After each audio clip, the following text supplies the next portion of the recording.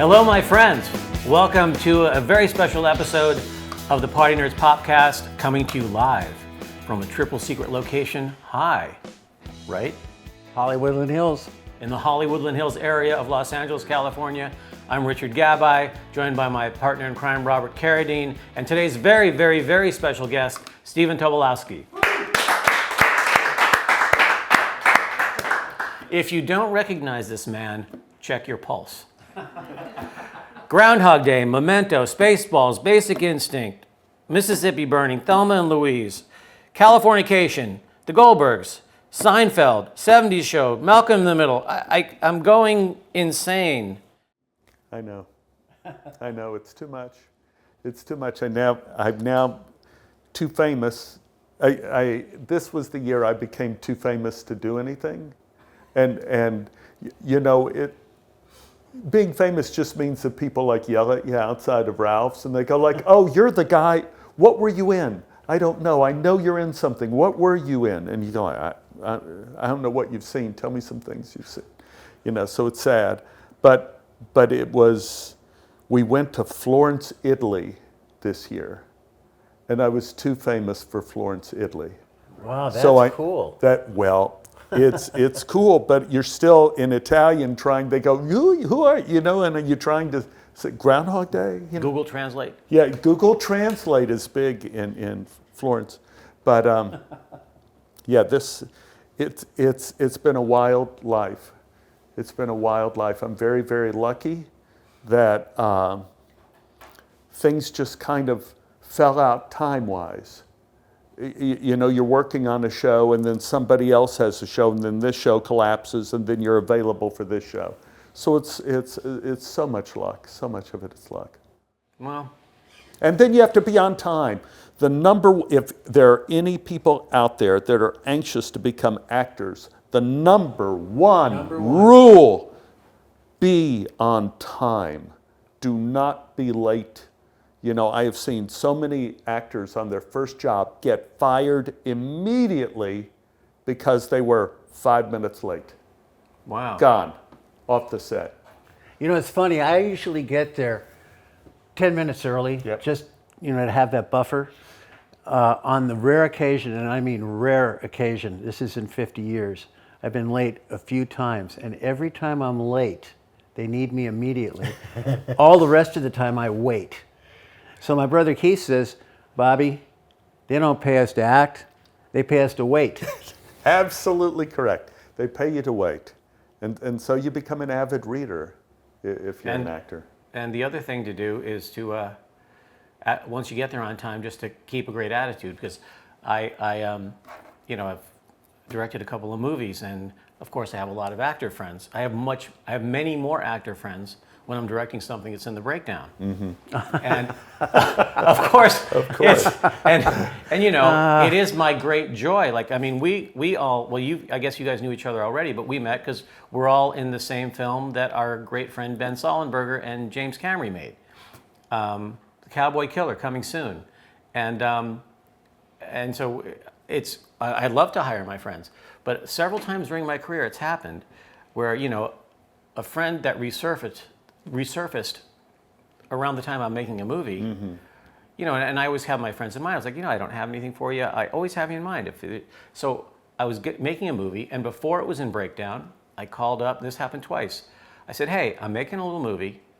There's a lawyer, you know, it's only one day, but it's a nice scene with name your name actor. Uh-huh. And they're like, oh, awesome. Thanks so much. Great. I said, so it's one day, call time 8 a.m., you're on time. 8:15 pulls me aside. He's like, hey, I want to go to lunch with my wife. Can you shoot me out before lunch? Like, if I had hired a stranger, it would have just been, nice to see you, sir. I'm really excited about today. Let me know what you need. Yeah. And it happened a second time. And I said, you know what? I'm still going to, when I can, hire my friends, but just the right friends that understand. Yes. This is a complicated job. It isn't manual labor except for the exceptional crew that puts up everything. Yeah. We're lucky. Either I'm hitting my marks and saying my lines without looking at my feet, or I'm calling action. I mean, these are fun things to do. Mm-hmm. You mentioned looking at your feet. You know who used to do that? Spencer Tracy. He would look at his feet, plant. And it made it look like he was deep in thought. Yes, that's exactly it. You know, like if I look at my wedding ring, looks like I'm contemplating. and I'm just going like, oh, yeah, I haven't lost it yet. Okay. Or like you have magnifiers and your lines are written right there. But I think if you're Spencer Tracy, it's like there's a certain level of good looking and charisma where you could pretty much do anything. No, yeah. You know what I'm talking about. Well, I know that there's situations where you could pretty much do anything, you know, and that is, and it's a new thing. I don't know if you guys experienced it, but there's something new that I've been seeing on the sets in like the last maybe 2 years. And that is I've worked with directors, and what they do is they make sure they get what they want first. They make sure they get everything. And then they say, now do whatever you want to do. Right. And say whatever you want to say.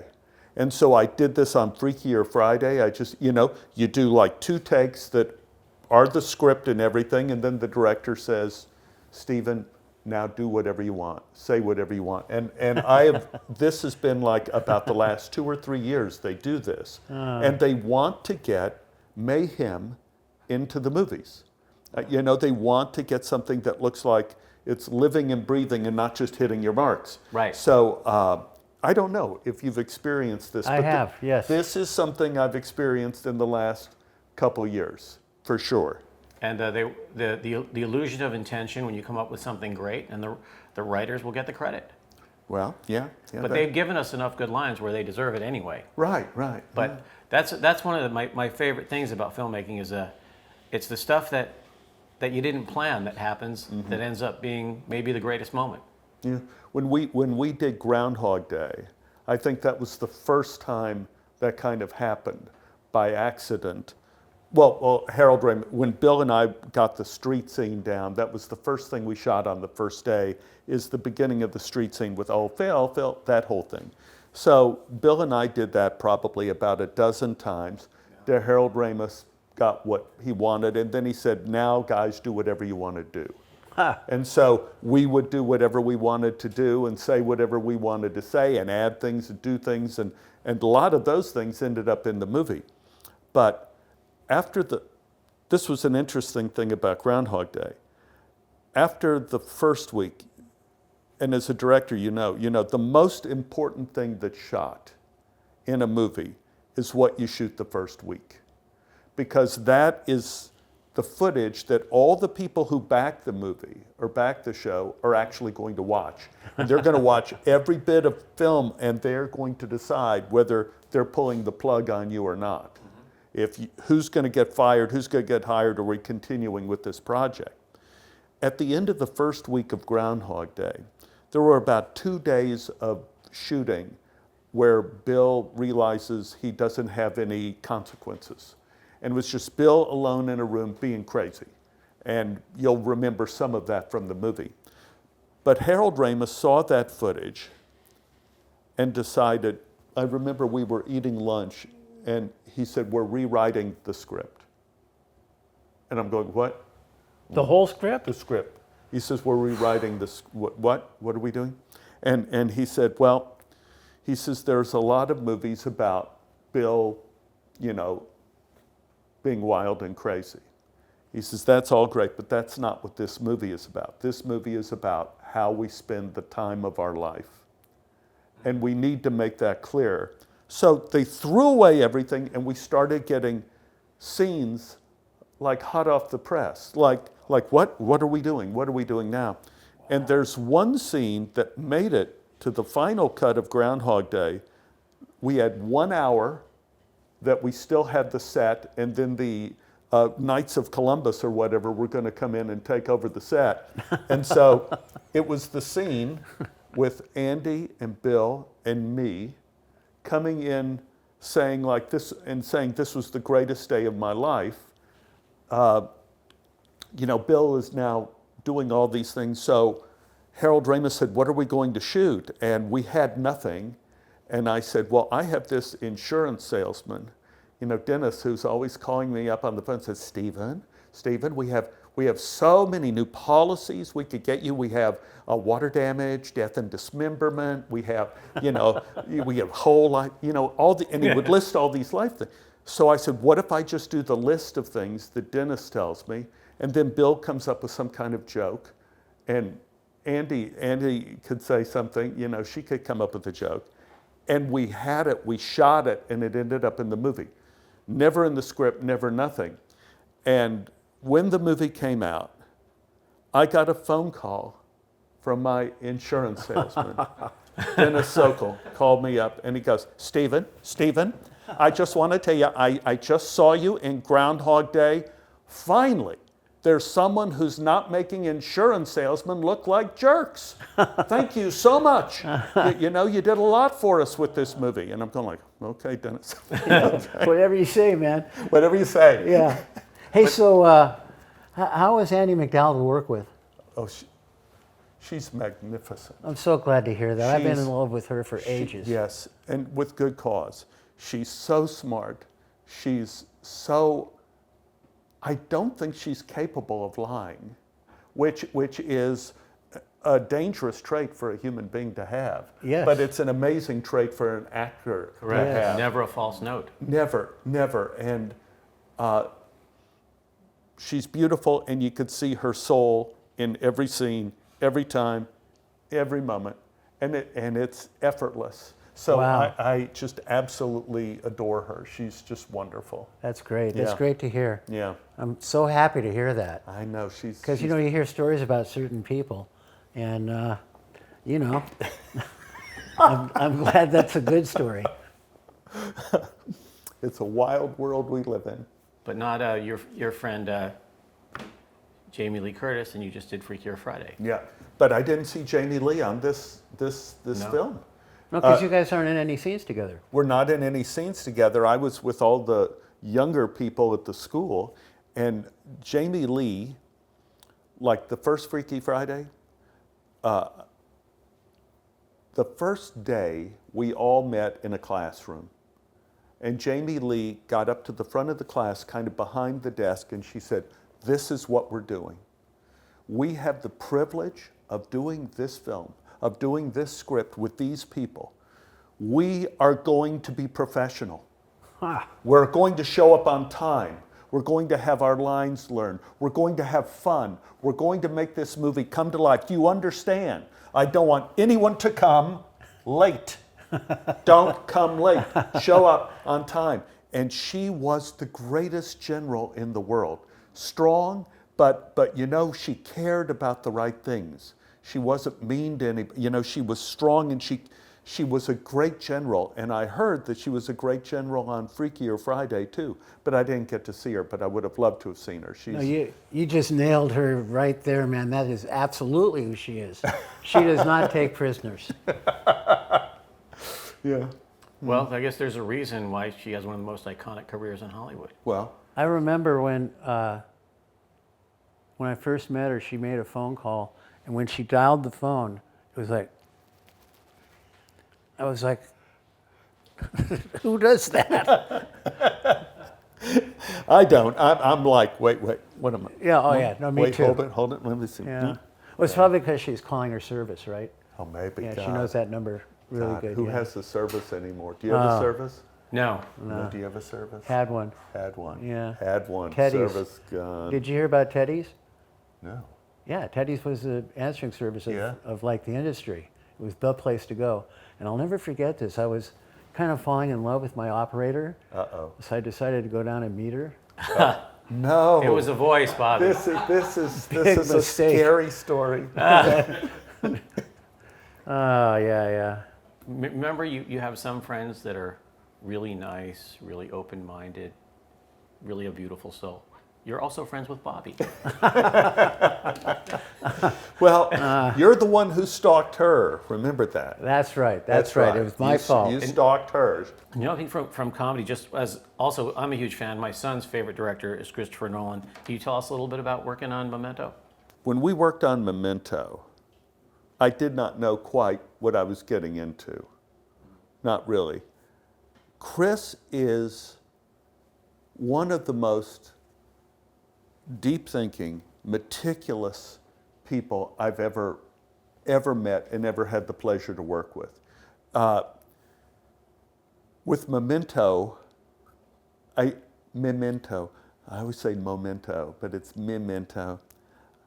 You know, I didn't realize how every shot was going to be exactly like the shot before, that everything had to be remembered. So, you know, my task was to be somebody who had no memory anymore, that was losing his memory, that had to memorize everything, every take, everything we did. And then Chris wanted to do coverage with it. So it made it all very complicated. Here's me meeting Chris. This is a good story. So I was working on something, and John Papsidero, you know John? Yes, I know who he is. Casting director. Yeah. Casting director said, Stephen, there's a movie we may be interested in you in, Memento.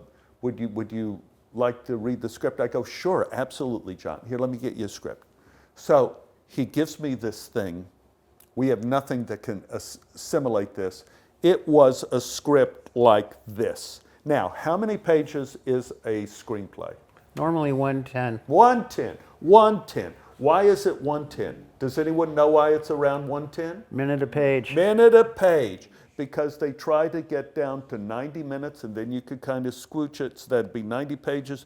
So you could squooch it a little bit. Squooch, yep. But if you get something more than like 110, 120, 140, you better be famous or nobody's going to read it. No one's going to read it.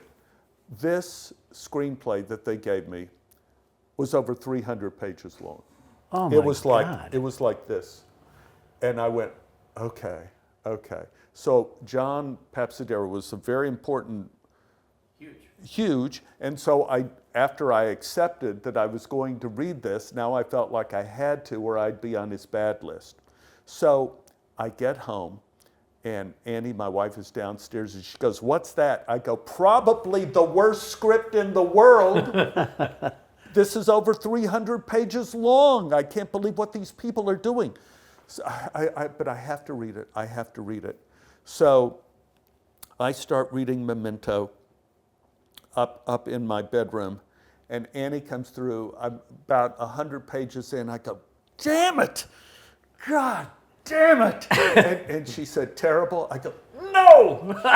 So far, it's the best screenplay I've ever, no, God. But I know it's going to be terrible because there's another 200 pages of this thing. So I keep reading all afternoon, and then finally I finish and I throw the screenplay across the room. And it just like if I threw it into your guitars over here, something horrible. I threw it and Annie comes running up. What happened? I go, I finished. And she goes, terrible? No, brilliant. Brilliant. It's the most brilliant screenplay.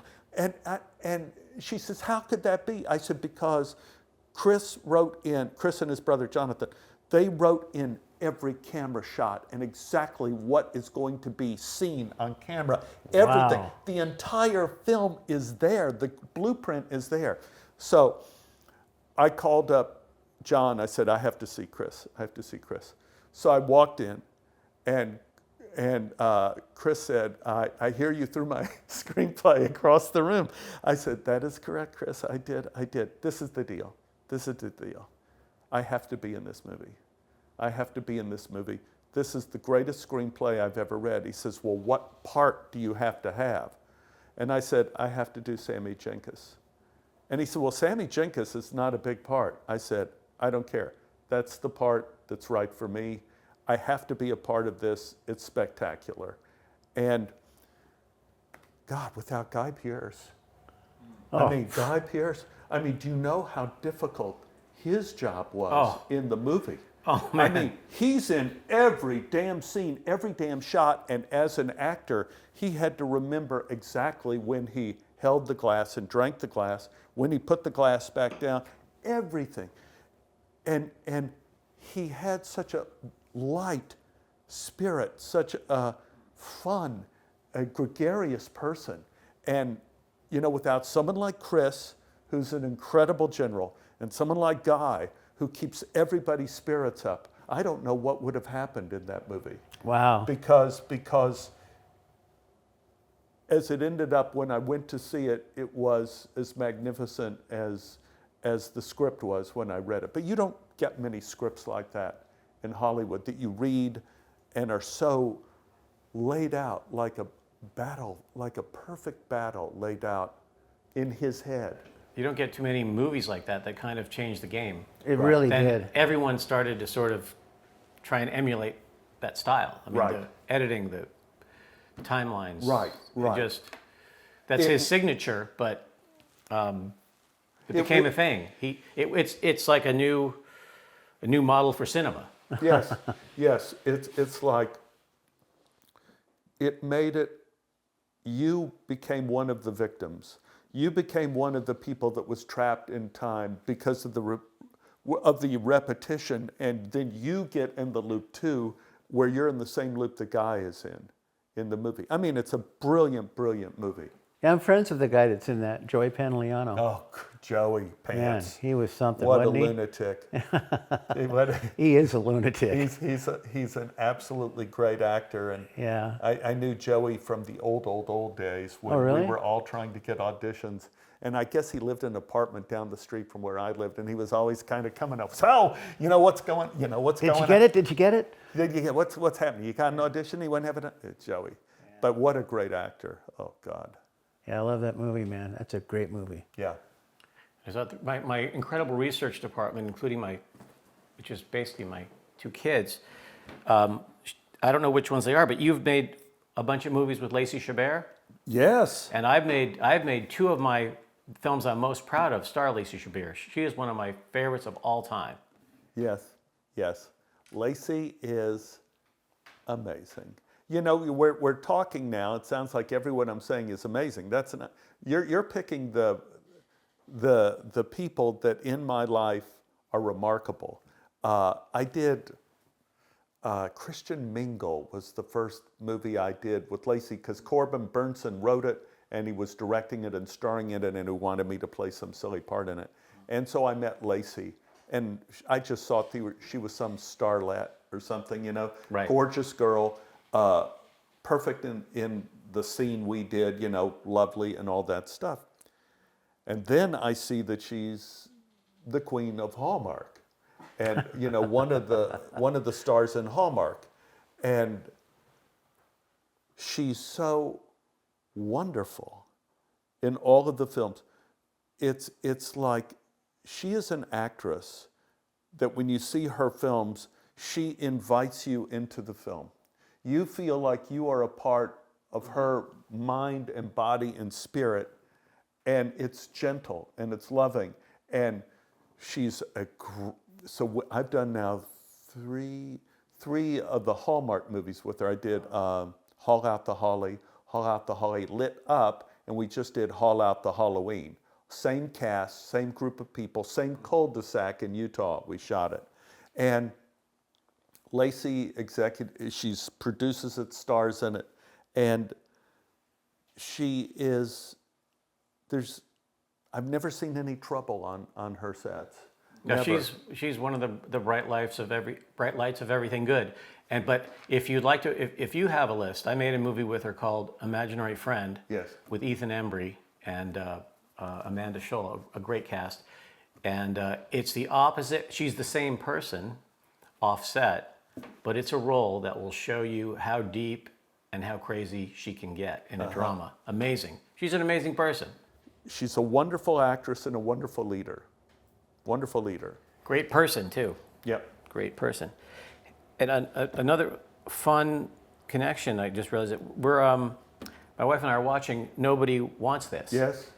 And Emily Arlick happens to be my great friend and manager Richard Arlick's daughter, and he kind of turned us on to the show because there's so many TV shows coming out. There's no way to watch every show. He goes, "You got to watch my daughter in this show." And we had no idea what this was. This show, we were shooting in people's homes, and Nobody wants us? Nobody wants this. I loved that. So I play a rabbi and that head rabbi, and we didn't know what this was. It was just the untitled Aaron Foster project. That was what it was called. And so we're shooting in people's back houses and stuff in Studio City and around here, the mall, and we're going like, what is this going to be? And we still don't really know what all the pieces are coming together. We're getting rewrites all the time. We're having fun on the set. Everybody is very good, and we're having fun on the set and everything. And it's still this big void, the untitled Aaron Foster project. And then I get this call to go into looping. And my agent said, Stephen, they finally have a title for the series. Nobody wants this. And I go, God, the worst name you could come up with for this show. And we have no idea if this is any good at all. I could just see the critics now just going like, yeah, boy, I'll say. Nobody wants this. Yes, you said it. And I went to loop a scene I did in there, and I went like, oh, this is good. I mean, I don't know if this scene was good, if the whole show. And then when I saw the whole show and was blown away, and they are magnificent. They are magnificent. Oh, the leads? Yes. Incredible. Yes. And the chemistry that they have? I mean, it's really good. Yes, yes. Oh, God. It's just one of the best things I've seen on TV in years. It's such a good series, And I have a little bit here and there. I carry nothing. No weight. Now. Of course you carry it. I carry my little scenes, but it's like, it's all them, and they're terrific. Hey, so since it was one of my favorite shows at the time, I don't know if you remember, I honestly don't even remember your episode, but you were on Entourage? Oh, yes. You Oh, were on it a lot. absolutely. And I think I did more than one episode, but I know I did an episode. So in the end of this episode, I ended up having to get a BJ, and we had to figure out where we're going to shoot this. I want to get this right. They had a girl who was an extra, and she was Russian, and she wanted to get into show business. She really did. Oh boy! So they needed someone to give me the BJ. So we're shooting all day, and then we go, how are we going to shoot this? So the AD runs across the street to where they used to have these sex shops in Hollywood. And they go, and in the sex shop, they buy an appendage like this. And so now I have this, now I'm thinking like, now how's this gonna work exactly? They said, well, Stephen, can you get it in your pants? And I go, God, thank goodness my mother is no longer with us. It was like, God, she told me that show business would end up like this. So anyway, we had shot all day, and now I'm trying to load this thing into my pants, but you had to load it in such a way that when I unzipped, that the usable part came out first and not just this enormous. So they could get something. And the girl who was supposed to do it in her little Russian accent, I am so proud. I'm so proud that the people in Kiev are going to see me in Hollywood now, and on Entourage, such a very important show. And I'm there like, okay, here we go. And that was, it was a great show, but yeah, but she got her SAG card. She got her SAG. SAG. Well, yeah, the devil. SAG card. She got some kind of card. I don't know what, but the thing about Entourage, it was a huge hit. It was a huge hit at the time, and everybody on that show. And it was a culture. Everybody was so good, and I think I had to play tennis on that show too. That's something too, when you have to play tennis on camera. Now, I used to think I was a good tennis player. Till you saw yourself playing? No. Till you have to play where you have to hit it exactly in the same place. Every time. So every time. So you have to actually have control.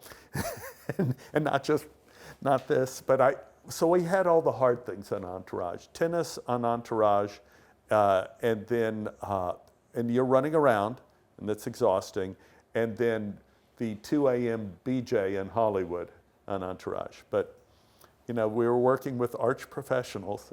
Entourage was a water cooler show. When it was on, Yes, but- water cooler show, absolutely. like, did you see the episode? You see Entourage and jumping to another one, Curb. Yeah, Curb Your Enthusiasm. Yeah. Larry David.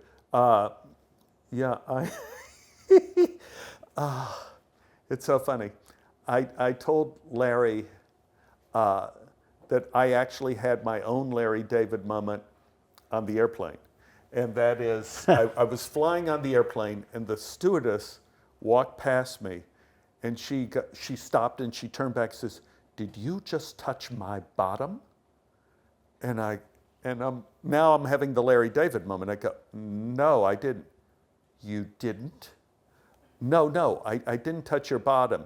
And she is looking at the other stewardess, and they do the head thing like they do on Curb Your Enthusiasm. Like, are you gonna believe this guy? And now they're looking at me the whole time like I'm the guy, I'm the actor who touched her bottom. I told Larry this story. Did I see him when I was doing Seinfeld? I had met Larry before, and I told him about my Larry David moment, and he ended up casting me in Curb Your Enthusiasm. I had never done a show, I don't know if the audience knows this, that there was no script. Never a script on Curb Your Enthusiasm. Wow. No script ever. It was all improvisation. So what they would do is they would tell you one idea that you had to get into your scene. And I think the idea what they wanted to do was, I had to say something about my rabbits, and I had to say something about,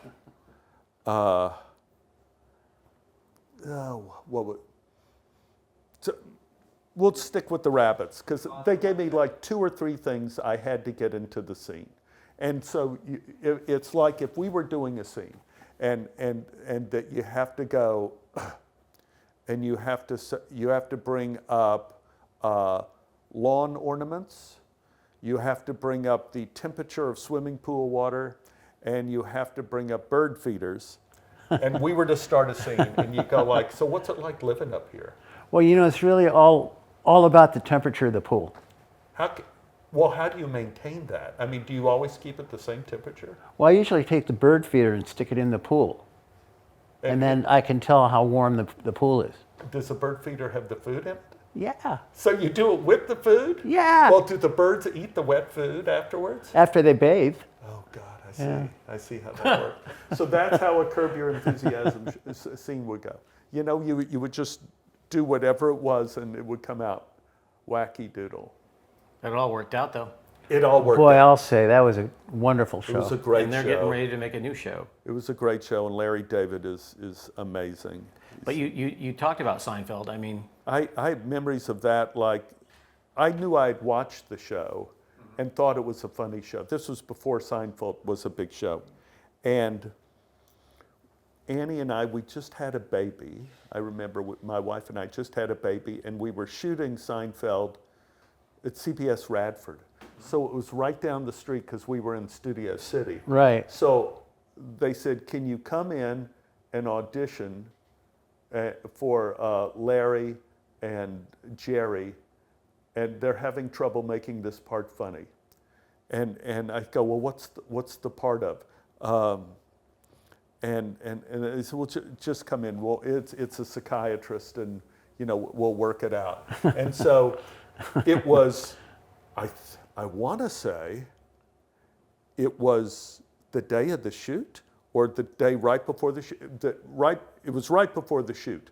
So I have the script, and I went in, and Jerry said, "Do you have any ideas on how you can make this funny?" I said, "Well, I knew a doctor who always seemed to use sign language whenever he talked about things." And there was no stopping him. He would keep going no matter what happened. And so you would always be in his office, and going like, so maybe with the shrink, I could do the sign language. And so we did the scene, and I did the sign language, and with George and Jerry goes like, well, that's fun. Yeah, that's funny. Yeah, we could do that. That's funny. And so we ended up, I think it was the day of the shoot. And so I went home, I came back, we did the shoot that night, and that was it. Tor Ekman, became a part of Seinfeld that night. And so, we had no idea that the show was going to be like this enormous, oh God, just one of the most iconic TV shows in TV history. Probably the greatest comedy ever. Situation comedy ever. Yep. Yeah. And that was your character, Tormund Ekman? Tor Ekman. Tor Ekman. If I remember that correctly, Tor Ekman. And I was just so excited that I had this job on a show I liked so much, Seinfeld. Oh, so man, I wish I could have done one. Oh. Yeah. Yeah. And then on the other, a completely different tone of show, Californication, you were on that for a long time. That was pretty amazing. Californication, because we really did have to have sex all the damn time. And so, but did you have to do your stunt on Entourage before or after Californication? That was before. Yeah, so you're getting ready. I'm getting ready. I'm getting prepared. So Pam Adlon and I, she said, we're probably going to be bumping ankles a lot on this show. And I'm going like, but. So anyway, there is a rule in SAG that when people are having sex in a scene, there has to be a barrier between the two people. There has to be a solid barrier. So there was a scene in which Pam is sitting on my face, and the barrier was a stay-free maxi pad. So we were shooting that scene for about a couple of hours. Oh, God. And I'm going like, why am I an actor? Why? And Pam, and in between takes, Pam is just laughing. He says, oh God, kill me. My daughters are going to be seeing me. This is humiliating. This is terrible. Well, I hope you're enjoying this, Tobolowsky. But that was a great show. And it was a great show because the amazing David Duchovny, we had brilliant directors. I don't know how David learned that stuff. Well, he had really thick lines. Tons of lines all the time. You had great people, all the supporting, Pam and all that. Everybody on that show was so good. And we were a family on that show. One more I wanted to ask you about, if you don't mind, was your experience on Spaceballs. Yeah. Oh, I would love to hear about that. Yeah, that was the first thing I really did. I was working on a play called Barabbas at LATC, and Bill Pullman was in Barabbas, and Bill Pullman was very excited because he just got this part in Spaceballs. And he was saying that Mel Brooks was maybe looking for he needed someone to play this small part. And Mel came to see our show, and then afterwards he said, would you come and audition? Would you come and audition for Spaceballs? We come and do this. And I go, well, sure. And so I just came, and it was just that little part, captain of the guard. Yeah, you caught their stunt doubles. That was the thing on Spaceballs. So he says, can you just do this line? Okay. And I worked with Mel for a bit. He says, okay. So let's see, we'll pay you what, like $1,000. $1,000 for the day. Is that good for you? I go, God, yes. Are you? Yes, sir. Thank you, sir. Thank you. All right. So we'll start on Monday. Thank you. Okay, I'll see you. So I went to shoot my scene on Monday, and I sat with people, and they never got to me, and said, well, come back tomorrow. So I came back Tuesday. Didn't get me. Came back Wednesday. And now I was getting a little PO'd. But you'd made $3,000. Well, I didn't know this. Oh. I thought I'm getting $1,000 for the day, but my day isn't coming. I'm just sitting here waiting, eating craft services. That's all I'm doing is eating snacks and sitting here waiting for Mel said we're going to shoot the scene. So, finally on Wednesday, I get mad. I have actor ire, and I talked to the AD. I said, listen, be nice to know if you're going to shoot me, because now I've been here 3 days. He goes, how much are you making? And I go, $1,000. He says, $1,000 for the day. I go, wait, hold it. You're saying I'm making $1,000 sitting here eating craft services? You mean just sitting here eating food and doing nothing? Yes.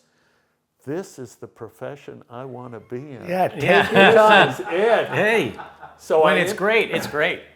I ended up, they shot me Friday. I made $5,000. I told my mom and dad that I was working with Mel Brooks, and they were going like, we know who he is. Right. And so my son has finally made it in show business. So it was a huge deal. And you made $5,000 when you could have a great apartment for like $400 a month. Right. Right? Yeah, no, that's a great story. That is a great That's story. a great story. Really, I had no idea. I was a moron. No idea that you get paid every day. Ladies and gentlemen, Stephen Tobolowsky. Good to see you, Doctor. Thank you, man. Ladies and gentlemen, that concludes an absolutely hilarious episode of Party Nerds Popcast. Richard Gabai, Robert Carradine, incredible special guest Stephen Tobolowsky. Subscribe and like. We'll see you next time. Thank you so much.